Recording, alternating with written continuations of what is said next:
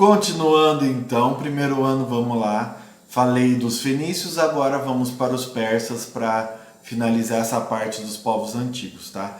Dos povos orientais da antiguidade, tá? Depois nós vamos para os povos antigos ocidentais, que daí vem, como eu já falei no outro vídeo, os gregos e os romanos, tá?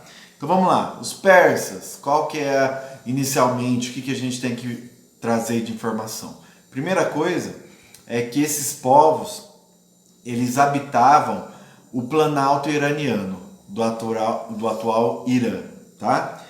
Isso inicialmente, tá, gente? Porque lembrem que, nossa, foi um império enorme dos persas, né? Eles conseguiram dominar muitas regiões, mas inicialmente planalto iraniano que eles se localizavam.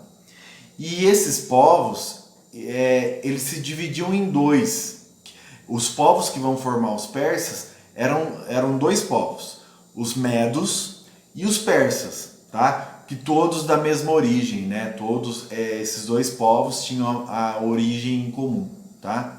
Só que acontece, esses dois povos, eles começaram a se expandir, a ter o seu desenvolvimento das cidades e também o desenvolvimento da política, e com o tempo eles começaram a crescer, a expandir o seu território. Inicialmente, os medos, eles conseguem dominar os persas, só que os persas começam a crescer também, expandir militarmente, tá? E daí esses povos, os dois começam a chocar por causa do tamanho do império, né? Do desenvolvimento de cada império, não, de cada um desses povos. E no final das contas, né? Eu disse para vocês que os medos, eles conseguem dominar os persas, só que depois inverte. Os persas finalizam, né? Dominam esses povos e incluem ele na sociedade persa. Mas o que acontece? Isso, a partir do momento que eles incluem os medos na sua civilização persa, eles começam a expandir, começam a criar reino, né? Um reino unificado com todos esses povos, e eles começam a se desenvolver, tá?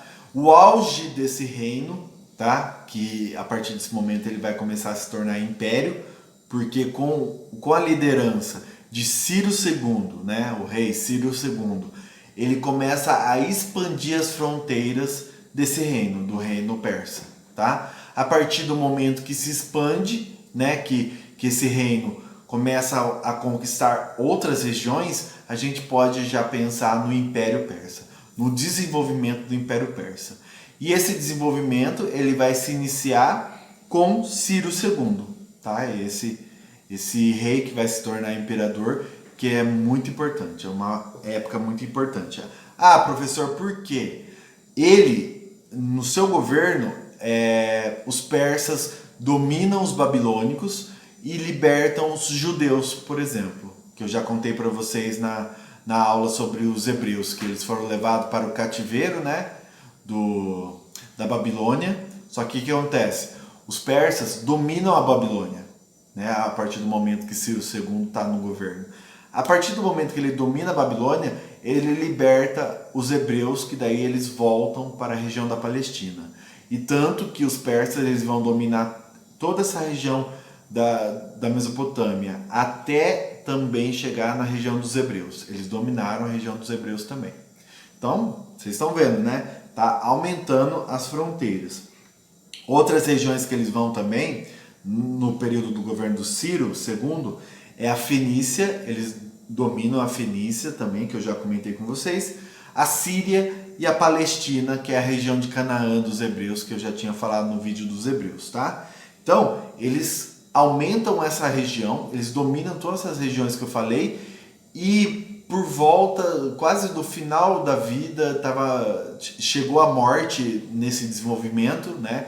O Ciro II morre no momento em que os persas chegaram na Ásia Menor, tá? A partir do momento que os persas chegam na Ásia Menor e dominam, é quando o Ciro II morre. Ásia Menor, vamos dizer que aqui está a Grécia, a atual Grécia. A Ásia Menor é o lado direito, é onde tem as ilhas do Mar Egeu aqui.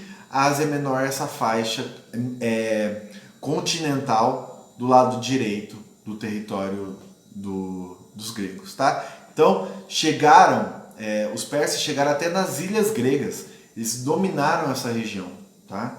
E obviamente a gente vai ver depois que eles querem dominar também a Grécia, tá? Mas não vou dar spoiler, vamos acompanhar o passar dos fatos. Então, dominam a Ásia Menor, tá? Isso no final da vida, o Ciro morre e ele não consegue acompanhar a dominação da Ásia Menor. Quem assume o poder a partir do momento que Ciro II morre é Cambises, tá? Seu filho, Cambises. Só que Cambises a gente não tem muitas informações, tá? O que nós podemos falar de Cambises é que ele continuou a expansão do império. Ele recebeu um império muito rico, muito vasto, né? Um império vasto e muito rico. Então ele já recebeu um império redondinho, né? Um império com seu desenvolvimento muito bom. Então ele continuou esse desenvolvimento e dominou até chegar na região do Egito, tá? Então foi o que a gente pode colocar de novo de Cambises é que ele dominou a região do Egito. Ele herdou umas tropas poderosas, né, do seu pai. Então ele continuou a expansão até conquistar o Egito.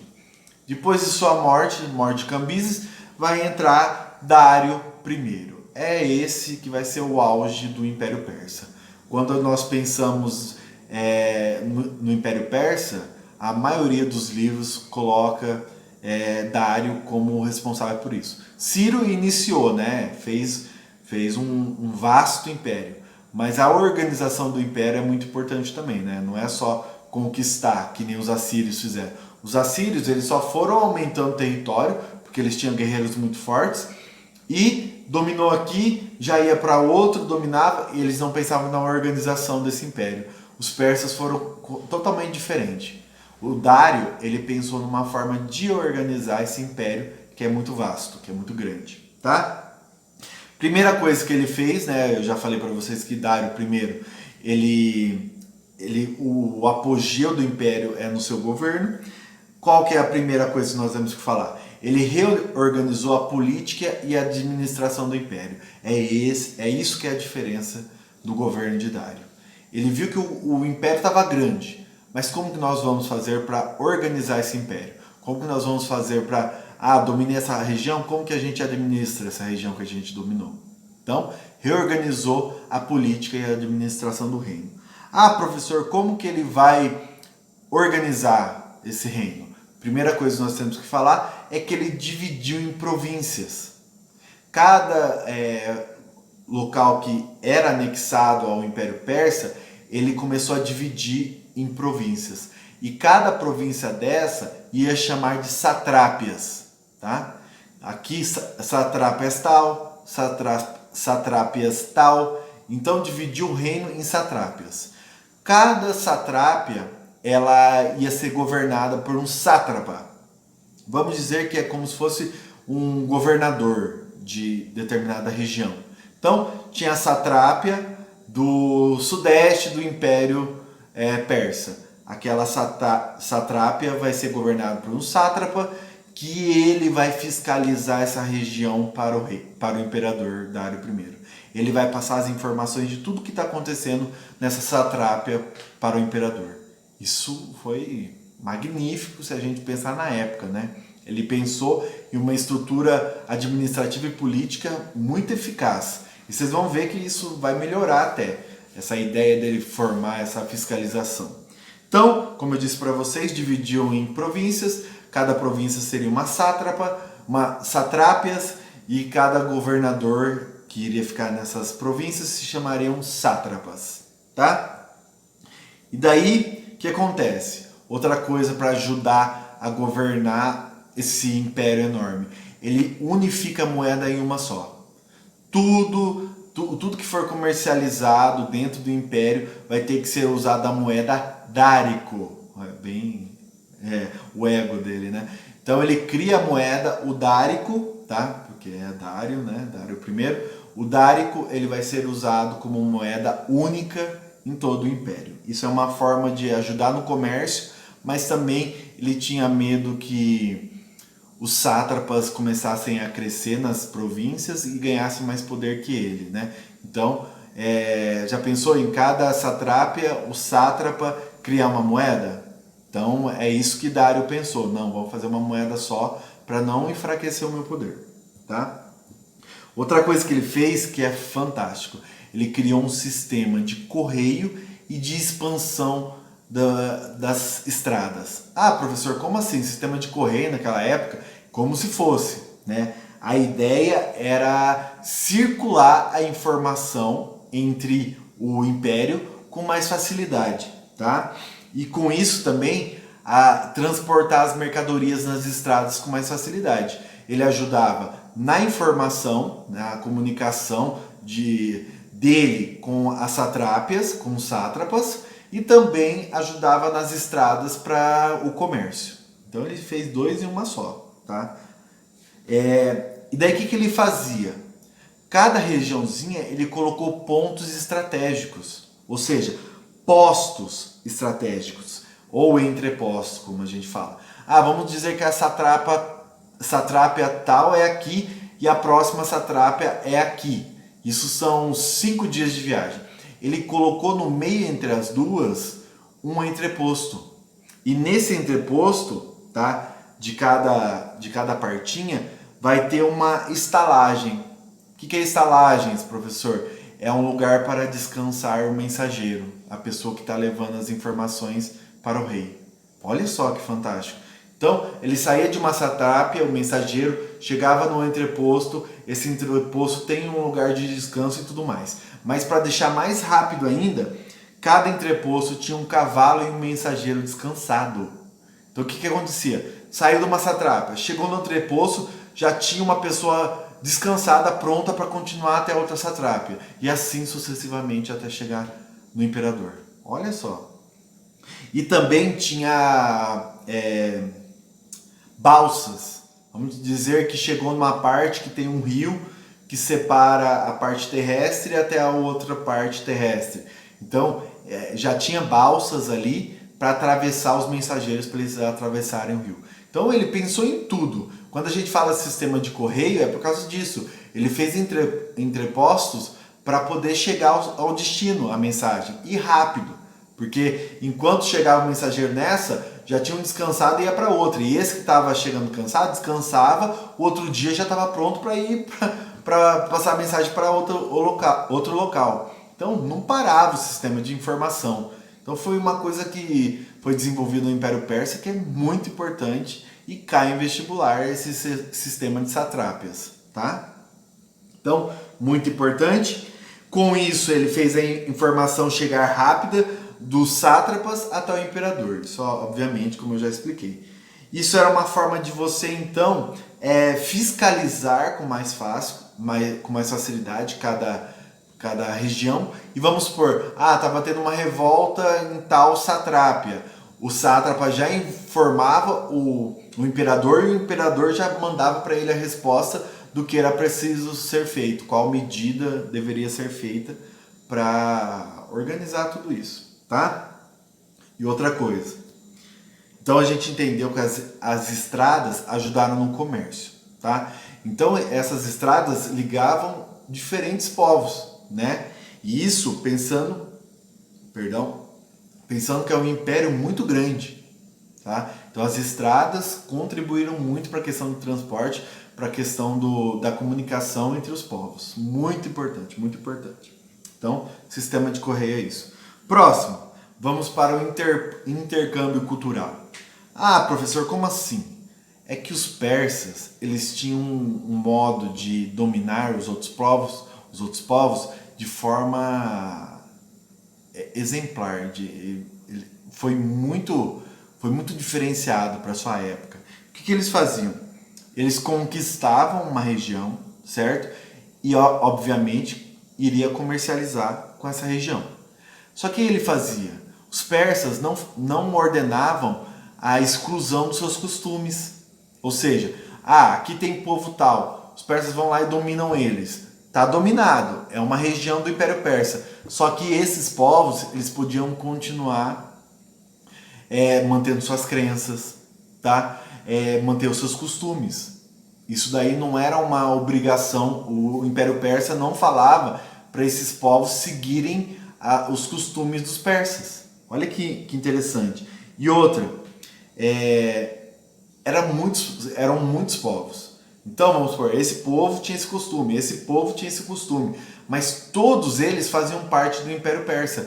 Então, quando a gente fala em intercâmbio cultural, é que realmente o Império Persa tinha muitos costumes diferentes, muitas culturas diversas, e por causa da dominação desses povos e da não eliminação da sua cultura, ficou um intercâmbio cultural fantástico nesse império, tá? E outra, então, os impérios, o Império Persa, ele respeitava os costumes, a religião e tudo mais dos povos, e também as elites locais, né, os principais desses povos antigos, eles davam até cargos para eles, cargos administrativos, certo? Então, a população nativa que ele dominava, ele até deu uma certa liberdade para esse povo, tá? Então, viam com bons olhos, né, até. E outra coisa, que os persas até adotaram alguns costumes desses povos que eram conquistados. Obviamente que eles mantinham o seu costume também, os costumes dos persas, mas eles adotaram muitos costumes também dos povos locais. Olha que interessante. Por isso, intercâmbio cultural no momento do Império Persa. Muito importante também essa parte. Outra coisa que nós podemos destacar da questão cultural é que os persas eles criaram uma das primeiras religiões que nós podemos dizer que passava para a população uma ética para ser seguida, tá? Foi uma das primeiras, que chama Zoroastrismo, tá? O Zoroastrismo, nossa, até enrola a língua, né? Zoroastrismo. Ele tinha a crença em um Deus maior, que era Ahura Mazda. Ahura Mazda, ele seria o criador benéfico, ou seja, o Deus bom, tá? Também vai ter o outro lado, né? Essa dicotomia entre bem e mal que eu conversei com vocês na videoaula, na live, desculpe. Então, Ahura Mazda é o criador benéfico, ou seja, a parte dos Deus bom, que vai ajudar a população e tudo mais. Mas tinha o Ahriman também. O Ahriman era aquele Deus que era considerado o mal, né? O destruidor. E esses dois, eles estariam sempre em pleno conflito, ou seja, iriam sempre estar em conflito o bem contra o mal. Aí quem que iria vencer? Ia depender dos seres humanos. Quanto mais eles fazerem o bem, mais o Ahura Mazda vai crescer, vai conseguir se sobressair sobre o Ahriman. Isso é muito importante. Então, os seres humanos, conforme as coisas boas que eles praticam, conseguem dar uma vantagem para o desculpe, eu sempre erro, Ahura Mazda, tá? Deixava o Deus Criador acima do Ahriman, que era do mal. E para finalizar, gente, fim do Império. Por que acabou esse Império tão forte, professor? Vamos lá. É que assim, os persas conseguiram chegar até as ilhas gregas ali, a parte da Ásia Menor, que também tinha umas partes gregas ali, colônias gregas. Então eles dominaram essa região. Só que acontece, chegou um momento que começaram a acontecer batalhas muito desgastantes entre os persas e os gregos, tá? E os gregos, eles nessas guerras contínuas, né, eles começaram a vencer. Principalmente na batalha dos 300, né? Os espartanos conseguem conter em 300 pessoas, em 300 espartanos, 30 mil persas, né? Obviamente que todos morrem, mas conseguem impedir o avanço dos persas. Isso daí é um fato muito importante dentro da história, tá? Os 300 que impedem o avanço dos persas. Então, inicialmente os persas conseguem dominar, conseguem expandir sobre o território grego. Só que depois, com o desgaste, com essas guerras sem fim, os gregos estão no seu local, né, mais fácil de alimentos e tudo mais, Daí eles conseguem inverter o jogo e como que fala? Conseguem colocar para fora dos seus territórios os persas. Então o que acontece? No final das contas eles conseguem chegar em um acordo de paz, né? Os persas entram em um acordo de paz com os gregos, tá? Eles negociam a paz, acaba a guerra com os gregos. Só que o que acontece? Eles saíram muito enfraquecidos e tinham outro império crescendo muito, que eram os macedônios de Alexandre o Grande. Então, quem domina os persas? Os macedônios, tá? Que vão ser os mesmos macedônios que vão dominar também os gregos. Então, por enquanto é só, é assim que finaliza o Império dos Persas e semana que vem a gente inicia os gregos. Valeu, gente, até a próxima.